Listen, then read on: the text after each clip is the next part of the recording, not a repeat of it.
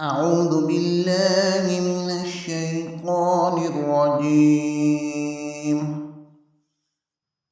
بسم الله الرحمن الرحيم. قل أعوذ برب الفلق من شر ما خلق ومن شر غاسق إذا وقب ومن شر النفاثات في العقد ومن شر حاسد إذا حسد. بسم الله الرحمن الرحيم. قل أعوذ برب الناس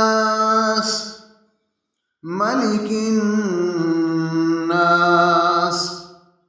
إله الناس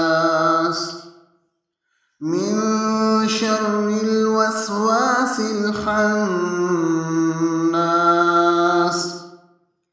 الذي يوسوس في صدور الناس